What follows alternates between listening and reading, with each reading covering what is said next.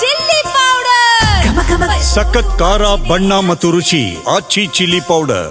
ದೆಹಲಿಯಲ್ಲಿ ನಾಳೆ ಸಿಡಬ್ಲ್ಯೂಸಿ ಸಭೆ ವಿಚಾರ. ಸಭೆಗೆ ಪರಮೇಶ್ವರ್ ಹೋಗ್ತೀರಾ ಎಂಬ ವಿಚಾರಕ್ಕೆ ಸಂಬಂಧಪಟ್ಟಂತೆ ಪ್ರತಿಕ್ರಿಯೆ ಕೊಟ್ಟಿದ್ದಾರೆ.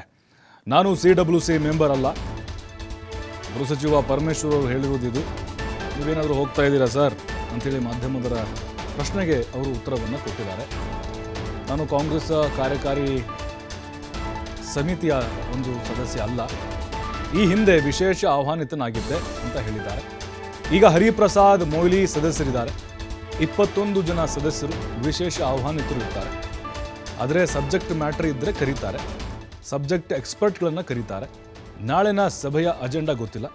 CM ಅವರನ್ನು ನಾಳೆ ಕರೆದಿದ್ದಾರೆ. 3 CMಗಳನ್ನು ಕೂಡ ಆಹ್ವಾನ ಮಾಡಿದ್ದಾರೆ.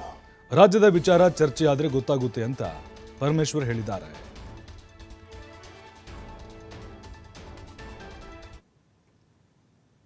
ಎಲ್ಲ ನಾವು CWC ಮೆಂಬರ್ ಅಲ್ಲ. ನಾನು ಹಿಂದೆ CWCನಲ್ಲಿ ಸ್ಪೆಷಲ್ ಇನ್ವೈಟಿ ಆಗಿದ್ದೆ.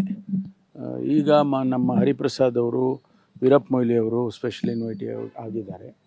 ಮತ್ತು ಇದು ರೆಗ್ಯುಲರ್ ಆಗಿ ಆಗುವಂಥ CWC ಮೀಟಿಂಗ್ ಅಂತ ಅಂದ್ಕೊಳ್ತೀನಿ. ಯಾಕೆಂದರೆ 21 ಜನ ಶಾಶ್ವತವಾಗಿರುವಂಥ ಮೆಂಬರ್ಸ್ ಇರ್ತಾರೆ. ಅದರ ಜೊತೆಗೆ ಅವರು ಸ್ಪೆಷಲ್ ಇನ್ವೈಟೀಸ್ ಅಂತೇಳಿ PCC ಪ್ರೆಸಿಡೆಂಟ್ಗಳನ್ನು, ಮುಖ್ಯಮಂತ್ರಿಗಳನ್ನು ಕರೀತಾರೆ.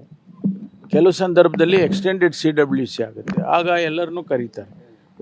ಸ್ಪೆಷಲ್ ಇನ್ವೈಟೀಸ್ನ, ಆಮೇಲೆ ಸಬ್ಜೆಕ್ಟ್ ಮ್ಯಾಟ್ರ್ ಸ್ಪೆಷಲಿಸ್ಟ್ ಅಂತ ಅವ್ರನ್ನ ಕರೀತಾರೆ.